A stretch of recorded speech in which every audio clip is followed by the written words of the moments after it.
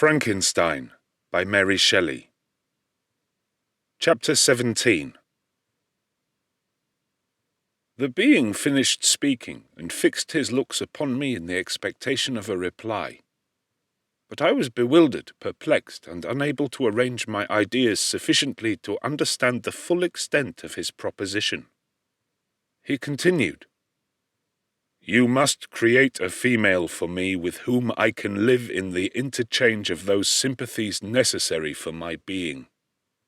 This you alone can do, and I demand it of you as a right which you must not refuse to concede."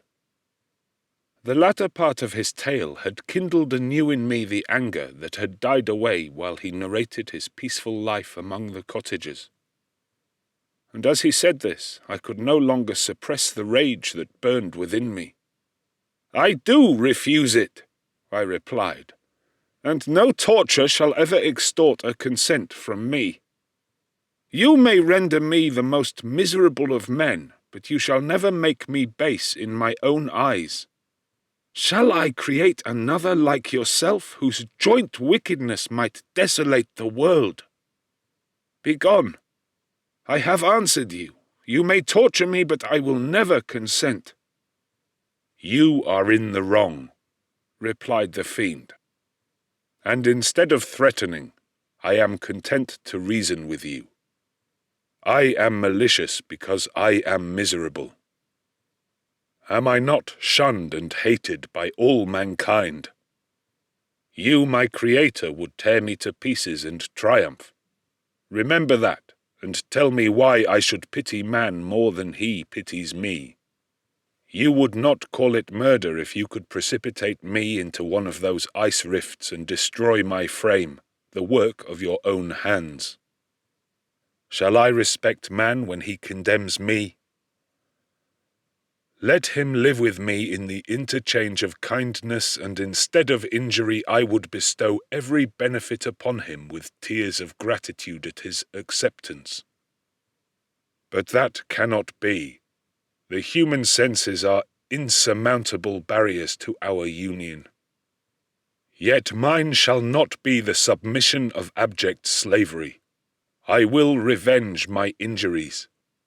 If I cannot inspire love, I will cause fear, and chiefly towards you, my arch-enemy, because my Creator, do I swear inextinguishable hatred.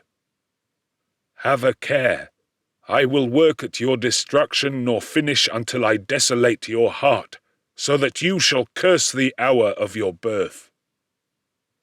A fiendish rage animated him as he said this. His face was wrinkled into contortions too horrible for human eyes to behold. But presently he calmed himself and proceeded. "I intended to reason. This passion is detrimental to me, for you do not reflect that you are the cause of its excess. If any being felt emotions of benevolence towards me, I should return them 100 and 100-fold. For that one creature's sake I would make peace with the whole kind. But I now indulge in dreams of bliss that cannot be realized. What I ask of you is reasonable and moderate. I demand a creature of another sex, but as hideous as myself. The gratification is small, but it is all that I can receive, and it shall content me. It is true we shall be monsters, cut off from all the world, but on that account we shall be more attached to one another. Our lives will not be happy, but they will be harmless and free from the misery I now feel. Oh, my Creator, make me happy. Let me feel gratitude towards you for one benefit. Let me see that I excite the sympathy of some existing thing. Do not deny me my request." I was moved. I shuddered when I thought of the possible consequences of my consent, but I felt that there was some justice in his argument. His tale and the feelings he now expressed proved him to be a creature of fine sensations. And did I not, as his maker, owe him all the portion of happiness that it was in my power to bestow? He saw my change of feeling and continued, "If you consent, neither you nor any other human being shall ever see us again. I will go to the vast wilds of South America. My food is not that of man. I do not destroy the lamb and the kid to glut my appetite. Acorns and berries afford me sufficient nourishment. My companion will be of the same nature as myself, and will be content with the same fare. We shall make our bed of dried leaves. The sun will shine on us as on man, and will ripen our food. The picture I present to you is peaceful and human, and you must feel that you could deny it only in the wantonness of power and cruelty. Pitiless as you have been towards me, I now see compassion in your eyes. Let me seize the favourable moment and persuade you to promise what I so ardently desire."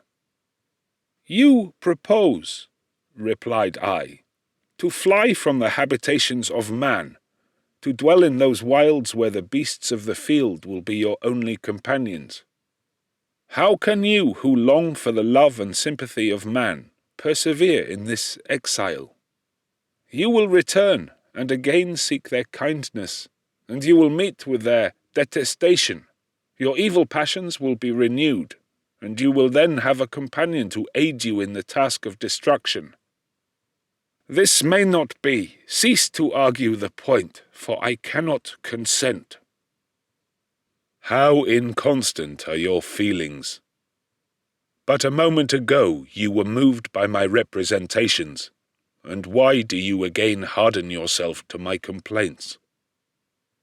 I swear to you by the earth which I inhabit, and by you that made me, that with the companion you bestow I will quit the neighbourhood of man, and dwell, as it may chance, in the most savage of places.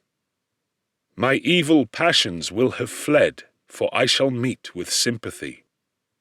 My life will flow quietly away, and in my dying moments I shall not curse my Maker." His words had a strange effect upon me.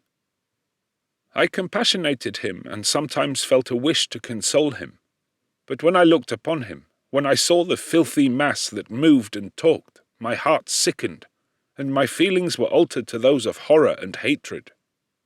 I tried to stifle these sensations. I thought that as I could not sympathize with him, I had no right to withhold from him the small portion of happiness which was yet in my power to bestow. "You swear," I said, "to be harmless. But have you not already shown a degree of malice that should reasonably make me distrust you? May not even this be a feint that will increase your triumph by affording a wider scope for your revenge?" "How is this? I must not be trifled with, and I demand an answer. If I have no ties and no affections, hatred and vice must be my portion. The love of another will destroy the cause of my crimes, and I shall become a thing of whose existence everyone will be ignorant. My vices are the children of a forced solitude that I abhor, and my virtues will necessarily arise when I live in communion with an equal. I shall feel the affections of a sensitive being and become linked to the chain of existence and events from which I am now excluded." I paused some time to reflect on all he had related and the various arguments which he had employed. I thought of the promise of virtues which he had displayed on the opening of his existence, and the subsequent blight of all kindly feeling by the loathing and scorn which his protectors had manifested towards him. His power and threats were not omitted in my calculations. A creature who could exist in the ice caves of the glaciers and hide himself from pursuit among the ridges of inaccessible precipices was a being possessing faculties it would be vain to cope with. After a long pause of reflection, I concluded that the justice due both to him and my fellow creatures demanded of me that I should comply with his request. Turning to him, therefore, I said, "I consent to your demand, on your solemn oath to quit Europe forever, and every other place in the neighbourhood of man, as soon as I shall deliver into your hands a female who will accompany you in your exile." "I swear," he cried, "by the sun and by the blue sky of heaven, and by the fire of love that burns my heart, that if you grant my prayer, while they exist you shall never behold me again. Depart to your home and commence your labours. I shall watch their progress with unutterable anxiety, and fear not but that when you are ready I shall appear." Saying this, he suddenly quitted me, fearful perhaps of any change in my sentiments. I saw him descend the mountain with greater speed than the flight of an eagle, and quickly lost among the undulations of the sea of ice. His tale had occupied the whole day, and the sun was upon the verge of the horizon when he departed. I knew that I ought to hasten my descent towards the valley, as I should soon be encompassed in darkness. But my heart was heavy and my steps slow. The labour of winding among the little paths of the mountain and fixing my feet firmly as I advanced perplexed me, occupied as I was by the emotions which the occurrences of the day had produced. Night was far advanced when I came to the halfway resting place and seated myself beside the fountain. The stars shone at intervals as the clouds passed from over them, the dark pines rose before me, and every here and there a broken tree lay on the ground.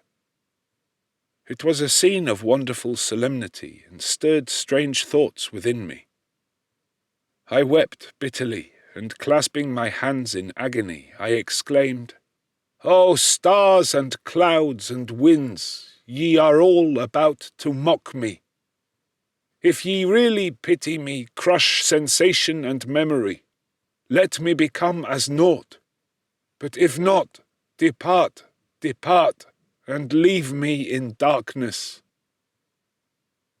These were wild and miserable thoughts, but I cannot describe to you how the eternal twinkling of the stars weighed upon me, and how I listened to every blast of wind as if it were a dull, ugly siroc on its way to consume me. Morning dawned before I arrived at the village of Chamonix. I took no rest, but returned immediately to Geneva.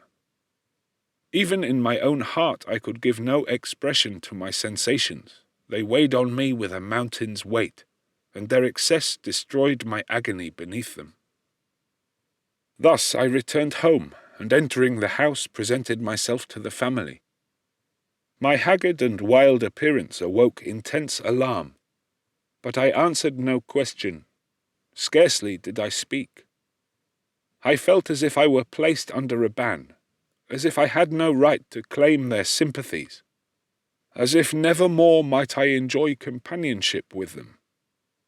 Yet even thus I loved them to adoration, and to save them I resolved to dedicate myself to my most abhorred task.